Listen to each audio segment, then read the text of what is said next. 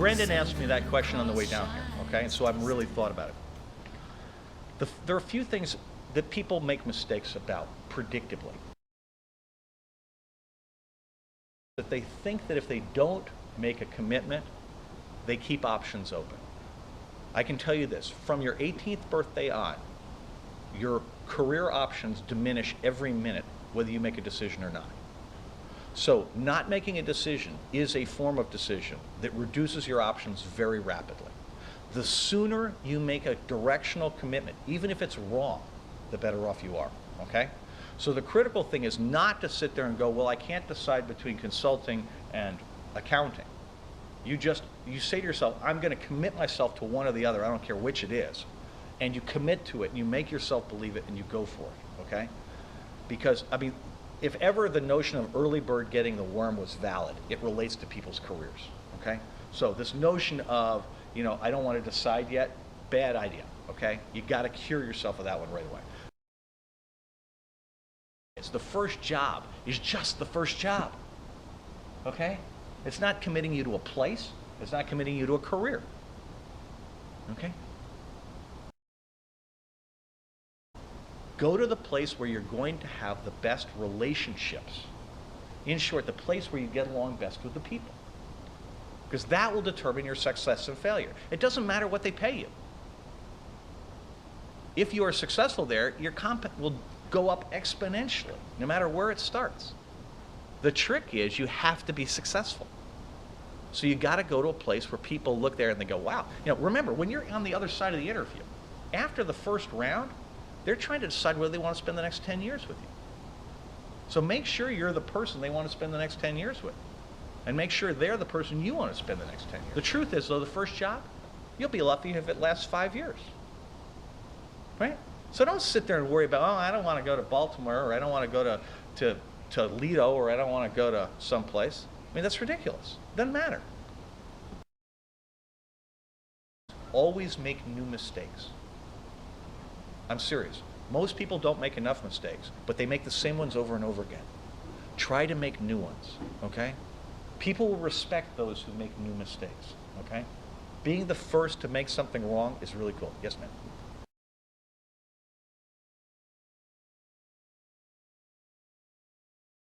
Don't be satisfied with just run-of-the-mill course.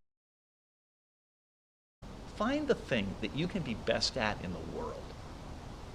When I was in college, there was this dude who played an instrument called the pan flute, and his name was Zamfir. And nobody had ever heard of the pan flute, much less Zamfir. But Zamfir made a huge living because he was the world's only pan flutist. And it turns out that the world had demand for one pan flutist. And I use that as the example because, you know, the thing that I'm really, really good at is so specialized. You know? It's a miracle that I found my place in the world. I mean, I look back at it, I can't believe it happened. And, you know, when you're looking at all this stuff, the thing to ask yourself is not how do I get employed, but how do I change the world in a way that's going to really excite me for a long period of time? You know, how do I get something going on? If you're going to do it for 10 hours a day, you should be really energized by it. And not the first 5 years. Remember, all these things begin with a hazing process, right? For 5 years, they just dump crap on you. And the key thing is they have low expectations. So you're supposed to take on everything that no one else wants to do. As people your age always want to do the thing that was really hot last year, okay? So the thing they don't want to do is almost always the thing that's going to be hot next, okay? I learned that in the investment business. It was so funny. I would just volunteer to do the thing nobody else wanted to do, and a year later there'd be a bull market in it. It was like boom, boom, boom. I had one boss who told me this, and he was so right. It was great. From now on, the rest of your life is going to happen in 5, 10, and 15-year hunks, right? This 1, 2, 3, 4-year thing that you have from college, you know, once you're out of here, that one's gone, okay? We're in a different program, but that's cool. The longer time horizon is actually way fun because it takes a lot of pressure off. Because you stop worrying so much about what happens every day. Here's another key point. I loved your question because this is really what we should talk about. You have two things, a job and a career, right? The job's the thing you do every day. But career's different. At the beginning, they're almost indistinguishable. But by the time you've been at it 10 or 15 years, what you'd like to is have the jobs connect the dots into something bigger, right? So my point is, always take a little time, even at the beginning of your career, to understand where you fit in the larger picture of whatever industry you're in. So if you're working in public accounting, right, it's really important to understand what's going on in that world. I get to T. Rowe Price in 1982, and FASB was totally black and white. There was one set of rules that applied to absolutely everything, right? It seemed wicked arbitrary, right? But you could compare financial statements across industries really easily, and you could figure out cash flow. Well, after 20 years of increasing specialization, financial accounting no longer means anything. So when we do a private equity transaction, a public company, we have to spend 500 grand on Deloitte, sometimes 2 million, to do forensic accounting to debabbilize all the nonsense created by accountants. Okay? Now, that has to stop, because that's like a tax on our economy that nobody else in the world has to deal with. And it's all bullshit. So if I were going into public accounting now, I would simply want to join every task force that's out there that does things that return accounting to something that investors can use to compare things across industries. I mean, remember, Enron broke almost no accounting rules, right? Everything they did was GAAP. It happened to also be illegal. So it's really important to understand that what GAAP did was GAAP encompassed things that were illegal. You guys get to fix that. Somebody's got to. Why not you guys, right? That's how I looked at it. I got to T. Rowe Price. Everybody sat in their office and answered the phone.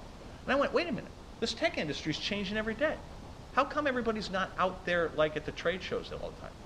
Nobody had a good answer, so I just started doing it. Right? Find your way.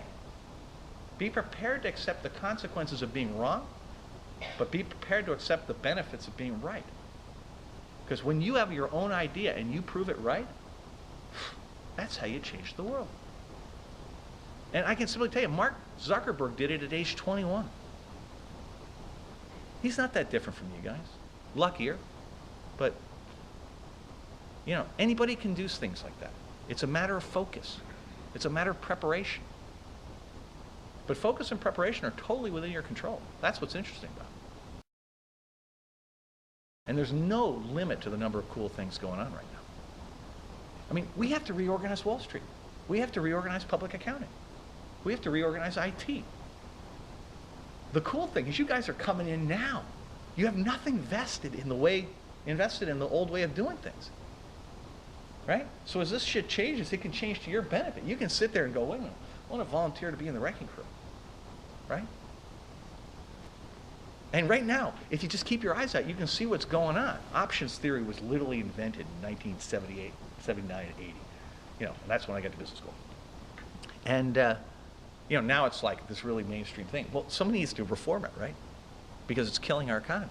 I mean, price of oil, $80 a barrel in the worst economy in 80 years. It's there because there's manipulation of the financial markets. Huh. Well, that's all got to get fixed. Well, who's going to fix it, right? A lot of it has to do with right here and right here. What do you want? Because my point is, you don't have to change the world. But if you want to change the world, there's a simple plan, which is wake up early, have a plan, focus more than everybody else, and don't get discouraged easily.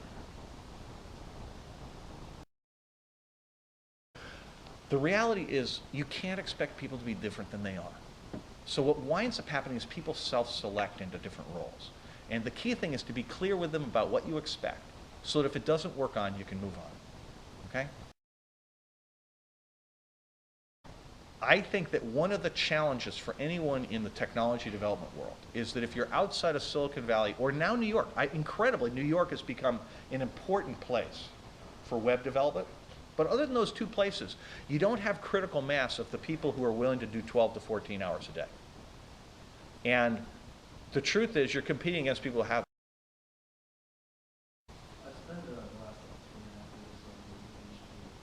Oh, you poor man. I'm so sorry.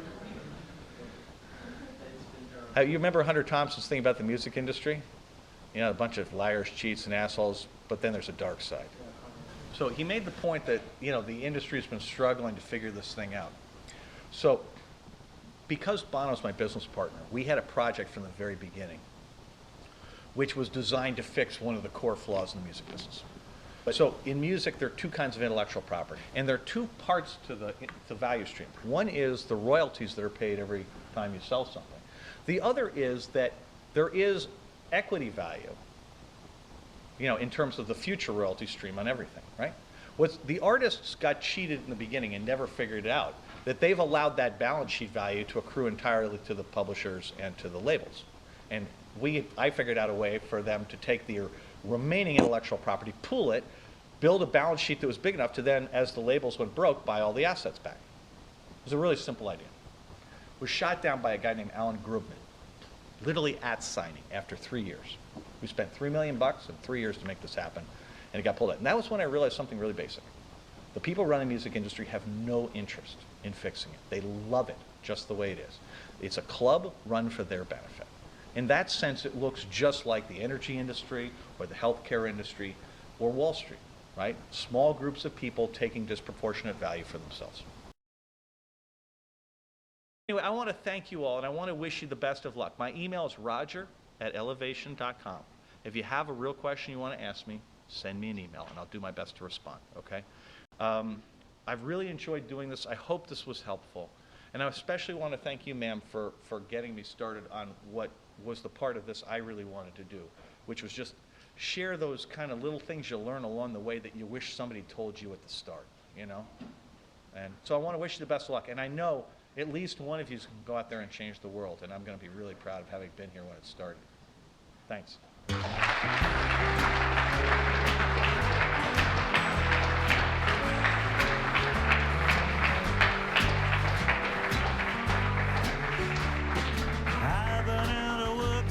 The plant shut down. They shipped our jobs to China, left behind our town. Tumbleweed rolling through. It feels like we've all been screwed. I was not an investor in the Palm Pilot, though, so I rather, frankly, madam, I don't, you know, whatever. We don't cry. We can't afford to drink, but we still get high. Living the American dream. Politicians saying banks we trust. They gave them all the money that once belonged to us in the name of red, white, and blue. It feels like we've all been screwed. Every day's a struggle, but we get by. They took everything we had, but we don't cry. We can't afford to drink, we still get